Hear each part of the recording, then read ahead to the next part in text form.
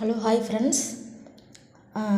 Pharmacognosy என்ற சொல்லை அறிமுகப்படுத்தியவர் answer செய்ட்லர்.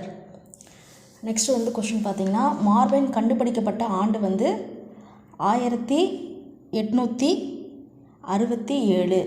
So மார்பன் கண்டுபிடிக்கப்பட்ட ஆண்டு 1867. இது எப்படி இந்த இயரை ஞாபகம் வச்சுக்கிறீங்கன்னா 6 அதுக்கடுத்து 7. ஸோ 67 வயசுலேயும் மார்பைன் சாப்பிட்றாங்க அப்படின்னு ஞாபகம் வச்சுக்கோங்க.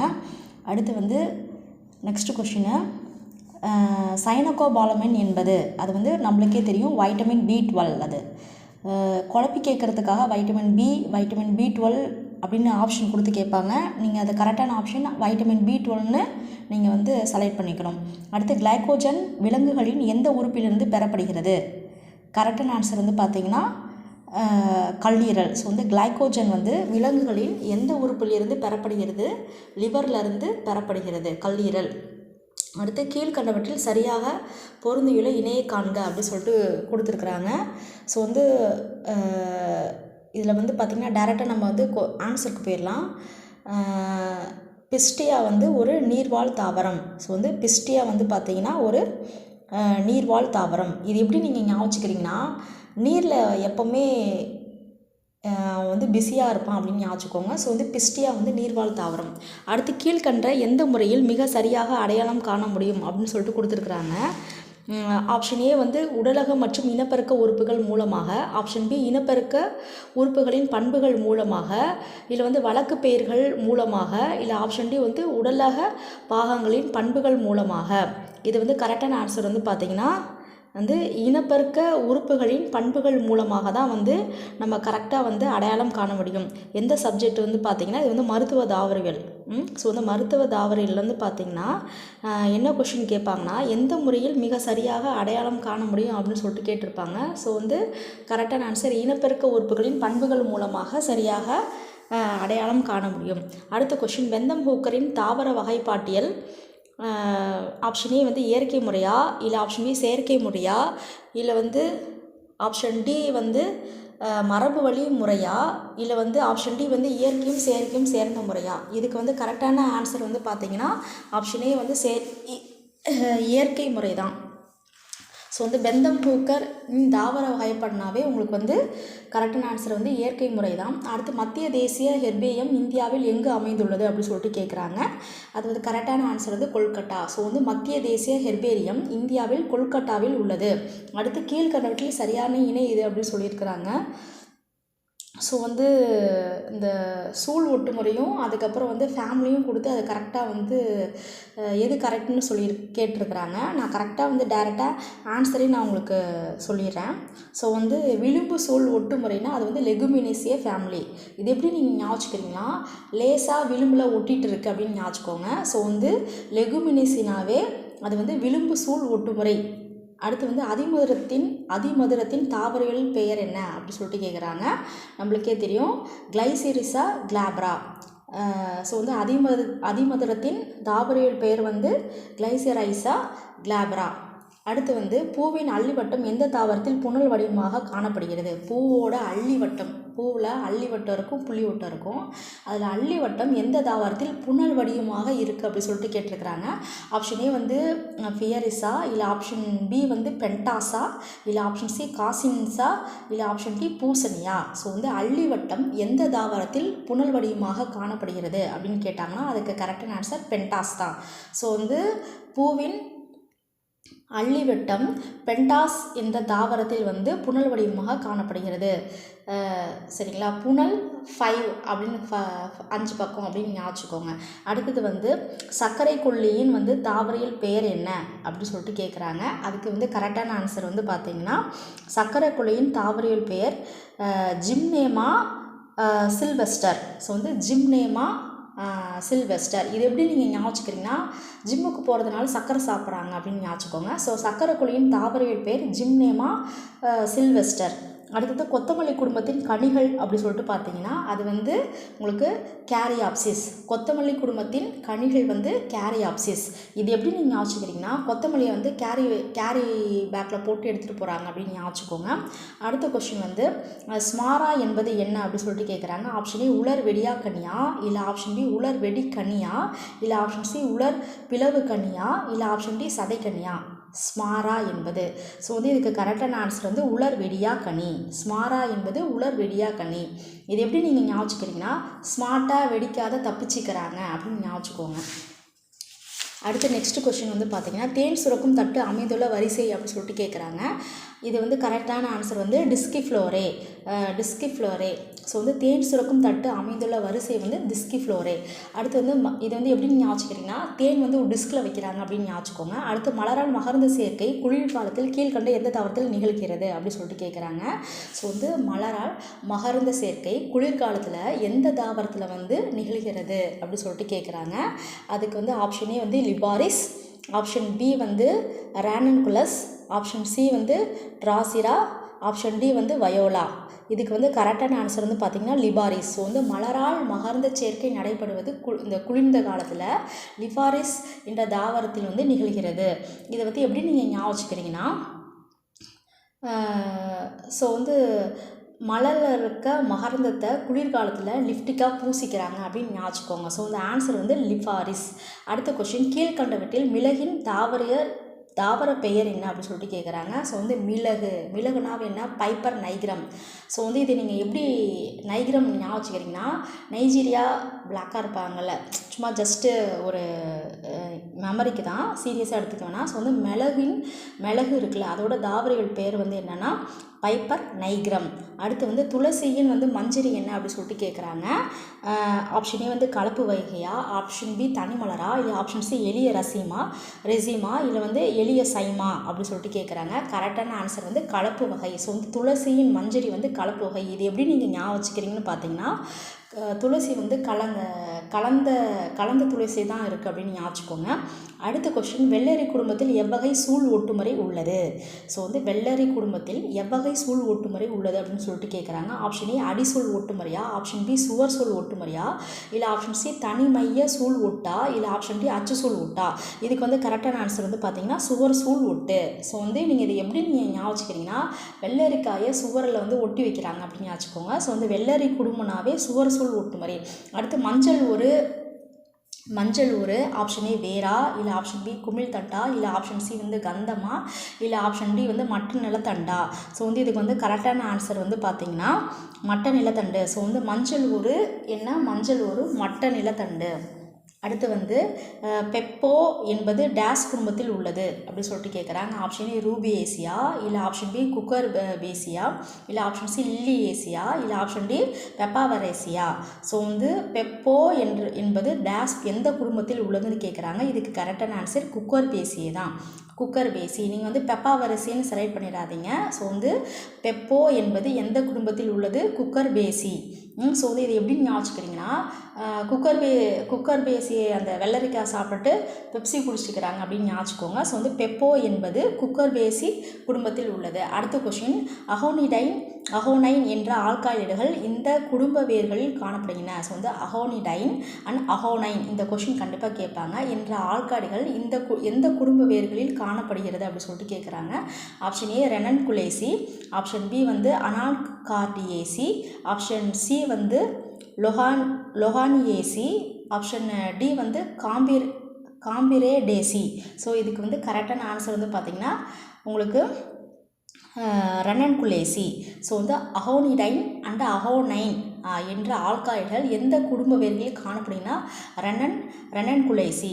இது எப்படி நீங்கள் ஞாபகிக்கிறீங்கன்னா அகோரி வந்து ரன் பண்ணுறாங்க அப்படின்னு ஞாபகிக்கோங்க. ஸோ வந்து அகோனைன் இந்த ஆல்காய்டுகள் வந்து ரெனன்குலேசியே என்ற குடும்ப வேர்களில் காணப்படுகிறது. அடுத்து வசம்பு எந்த குடும்பத்தை சார்ந்தது அப்படின்னு கேட்குறாங்க. ஆப்ஷன் ஏ வந்து அமராந்தேசியா, இல்லை ஆப்ஷன் பி வந்து மைமோசாசியா, இல்லை ஆப்ஷன் சி வந்து அரோட்டேசியா, இல்லை ஆப்ஷன் டி வந்து மால்வேசியா. வசம்பு எந்த குடும்பத்தை சார்ந்தது? இது கரெக்டான ஆன்சர் வந்து பார்த்தீங்கன்னா அரோட்டேசி. ஸோ வந்து இது எப்படி ஞாபகிக்கிறீங்கன்னா வசந்த் வந்து அருவை போட்டுகிட்டே இருக்கிறாங்க அப்படின்னு ஞாபகிச்சுக்கோங்க. ஸோ வந்து வசம்பு எந்த குடும்பத்தை சார்ந்தது? அரோட்டேசி. அடுத்து கீழ்கண்டவற்றில் அரோமேட்டிக் அமினோ அமிலத்திற்கான எடுத்துக்காட்டு. அரோமேட்டிக் அமிலத்திற்கான எடுத்துக்காட்டு என்ன அப்படின்னு சொல்லிட்டு கேட்குறாங்க. ஆப்ஷன் ஏ ஆர்ஜினினா, இல்லை ஆப்ஷன் பி வந்து லைசினா, இல்லை ஆப்ஷன் சி வந்து புரோலினா, இல்லை ஆப்ஷன் டி வந்து டைரோசினா. இதுக்கு வந்து கரெக்டான ஆன்சர் வந்து பார்த்திங்கன்னா டைரோசின். ஸோ வந்து அரோமேட்டிக் அமினோ அமிலத்திற்கான எடுத்துக்காட்டு வந்து தைரோசின். இது எப்படி நீங்கள் ஞாபகிச்சிக்கிறீங்கன்னா, தைராய்டு இருக்கனால அரிச்சிட்டே இருக்குது அப்படின்னு ஞாபகிச்சுக்கோங்க. ஸோ வந்து கீழ்கண்டவற்றில் அரோமேட்டிக் அமினோ அமிலத்தின் எடுத்துக்காட்டு வந்து தைரோசின்.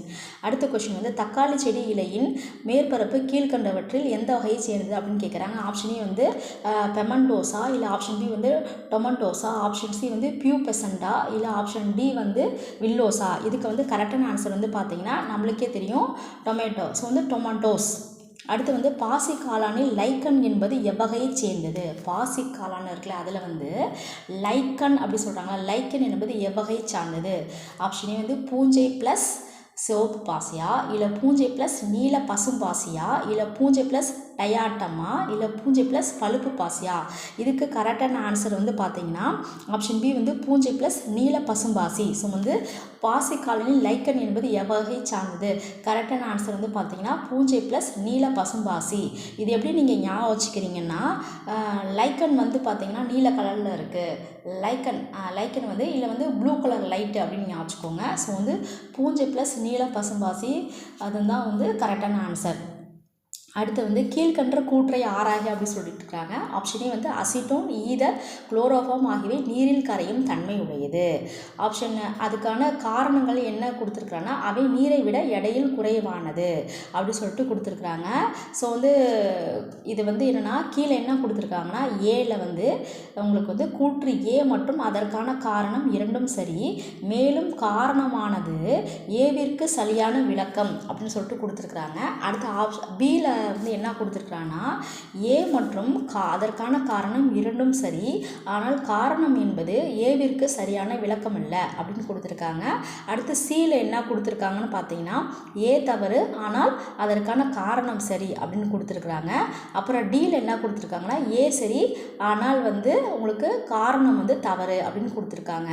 ஸோ வந்து இது வந்து கரெக்டான ஆன்சர் வந்து பார்த்தீங்கன்னா ஏ மற்றும் அதற்கான காரணம் இரண்டும் சரி, மேலும் அந்த காரணமானது ஏவிற்கு சரியான விளக்கம். ஸோ வந்து கரெக்டு அப்படின்னு சொல்லியிருக்கிறாங்க. நம்ம என்னென்னு பார்த்துலாம் இன்னொரு டைம் கொஸ்டின். ஸோ வந்து கூற்று ஏழு என்ன கொடுத்துருக்காங்கன்னா, அசிட்டோன், ஈத்தர், அதுக்கப்புறம் குளோரோஃபார்ம் ஆகியவை நீரில் கரையும் தன்மையுடையது.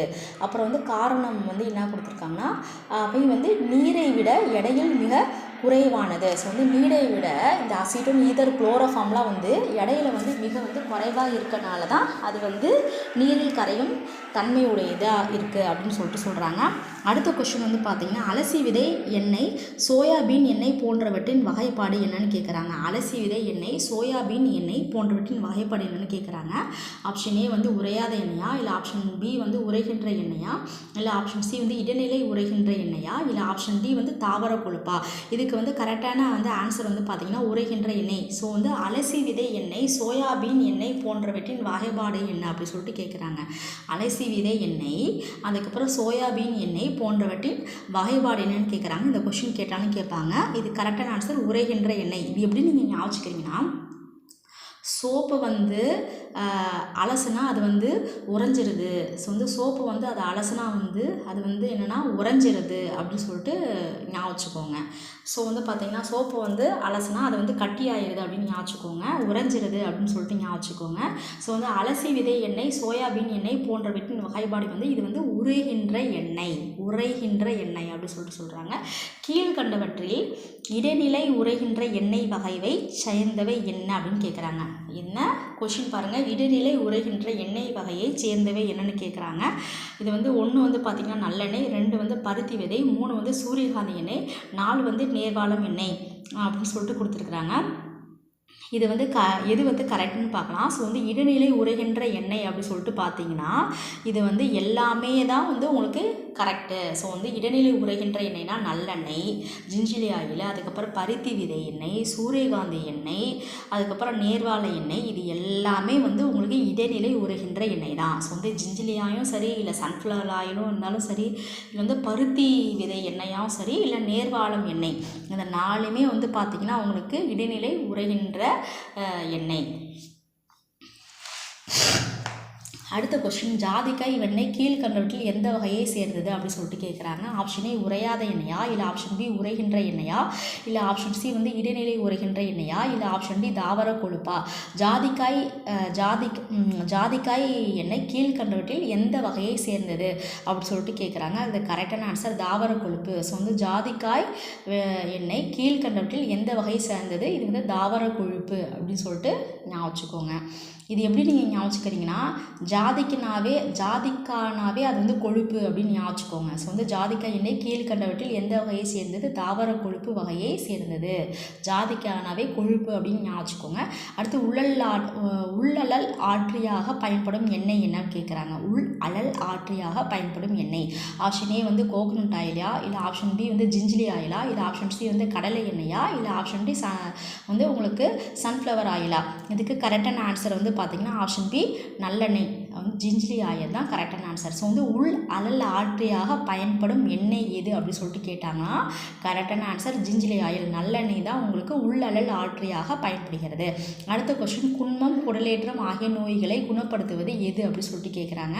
ஆப்ஷன் ஏ நேர்வாழம் எண்ணெயா, இல்லை ஆப்ஷன் பி புங்கு எண்ணெயா, இல்லை ஆப்ஷன் சி வந்து ஆமணக்கு எண்ணெயா, இல்லை ஆப்ஷன் டி வந்து நல்லெண்ணெயா. இதுக்கு கரெக்டான ஆன்சர் வந்து பார்த்தீங்கன்னா ஆமணக்கு எண்ணெய் தான். ஸோ வந்து கேஸ்டர் ஆயில் தான் உங்களுக்கு அல்சர், அதுக்கப்புறம் வந்து குடலேற்றம் ஹெர்னியா ஆகிய நோய்களை குணப்படுத்துவது. ஸோ வந்து குன்மம் குடலேற்றம் ஆகிய நோய்களை வந்து குணப்படுத்துவது உங்களுக்கு கேஸ்டர் ஆயில் தான். அடுத்த கொஸ்டின், கடலை எண்ணெயை ஒரு தேக்கரண்டி பாலுடன் சேர்த்து பருகுவதால் குணமாகும் நோய் என்ன அப்படின்னு சொல்லிட்டு கேட்குறாங்க. ஆப்ஷன் ஏ அல்சரா, இல்லை ஆப்ஷன் டி குடலேற்றமா, இல்லை ஆப்ஷன் சி வந்து சிறுநீர்ப்பை அழலா, இல்லை ஆப்ஷன் டி வந்து அழலா. ஸோ வந்து இதுக்கு கரெக்டான ஆன்சர் வந்து பார்த்தீங்கன்னா சிறுநீர்ப்பை அழல். ஸோ வந்து கடலை எண்ணெயை ஒரு தேக்கரண்டி பாலுடன் சேர்த்து பருகுவதால் குணமாகும் நோய் எது அப்படின்னு சொல்லிட்டு கேட்டாங்கன்னா கரெக்டான ஆன்சர் வந்து சிறுநீர்ப்பை அழல் தான். ஸோ வந்து கடலை எண்ணெய்னாவே உங்களுக்கு வந்து நீங்கள் வந்து கடலை எண்ணெய்னாவே சிறுநீர்ப்பை யூரினரி பிளாடர் அதை வந்து ஞாபகிச்சுக்கோங்க. ஸோ வந்து கடலை எண்ணெய்னாவே சிறுநீர்ப்பை வந்து ஞாபகிச்சுக்கோங்க. அடுத்த கொஸ்டின் வந்து பார்த்தீங்கன்னா நீரடி முட்டு எண்ணெயினால் குணமாகும் நோய் என்ன அப்படின்னு சொல்லிட்டு கேட்குறாங்க. ஆப்ஷன் ஏ குட்டமா, இல்லை ஆப்ஷன் பி சொறி சிரங்கா, இல்லை ஆப்ஷன் சி சூளையா, இல்லை ஆப்ஷன் டி மேற்கண்ட அனைத்துமா. இதுக்கு கரெக்டான ஆன்சர் வந்து மேற்கண்ட அனைத்தும். ஸோ வந்து நீரடி முட்டு எண்ணெயினால் குணமாகும் நோய் வந்து குட்டமும் சரியாகும், சொறி சிரங்கும் சரியாகும், சூளையும் சரியாகும். குட்டம் சொறி சிரங்கு இது ரெண்டுமே ஸ்கின் டிசீஸ், அப்புறம் சூளையும் உங்களுக்கு சரியாகும். எதால், நீரடி முத்து எண்ணெயினால் குணமாகும். இது எப்படி நீங்கள் ஞாபகிக்கிறீங்கன்னா நீரில் குட்டத்தை சொறி சிரங்க எல்லாமே கழுவிடுறாங்க அப்படின்னு ஞாபகிச்சுக்கோங்க. இதோடு சேர்த்து சூளையும் உங்களுக்கு வந்து குணமாகும் நீரடி முத்து எண்ணெயினால்.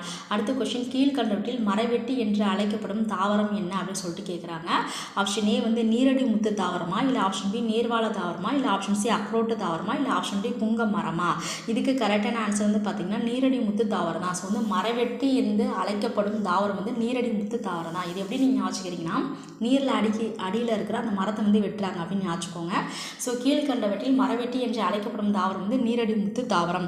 அடுத்து நேர்வாழம் தாவரம் அதிகமாக பயிரப்படும் மாநிலம் என்ன அப்படி சொல்லிட்டு கேட்குறாங்க. ஆப்ஷன் ஏ மத்திய பிரதேசமா, ஆப்ஷன் பி அஸ்ஸாமா, ஆப்ஷன் சி வந்து வங்காளமா, இல்லை option D B and C இரண்டுமா அப்படி சொல்லிட்டு கேட்குறாங்க. இதுக்கு கரெக்டான ஆன்சர் வந்து பார்த்தீங்கன்னா உங்களுக்கு வந்து ஆப்ஷன் டி பிஎன்சி தான். அதாவது அஸ்ஸாம் மற்றும் வங்காளம் ரெண்டுமே கரெக்ட். ஸோ வந்து நேர்வாழம் தாவரம் அதிகமாக பயன்படப்படும் மாநிலம் அப்படி சொல்லிட்டு பார்த்தீங்கன்னா அஸ்ஸாம் மற்றும் வங்காளம். இது எப்படி நீங்கள் ஆச்சரியங்கன்னா அசின் வந்து வங்காளத்தில் நேராக போகிறாங்க அப்படின்னு ஞாபகிச்சுக்கிறோங்க. அசின் வந்து வங்காளத்தில் வந்து நேராக போகிறாங்க அப்படின்னு ஞாபகிச்சுக்கோங்க. அடுத்த கொஸ்டின், இதன் விதைகள் தாவர நஞ்சாகும்.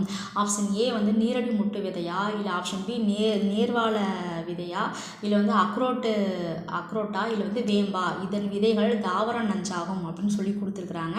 அது கரெக்டான ஆன்சர் நேர்வாழை தான். நல்லாவே தெரியும் உங்களுக்கு. தேங்க்யூ.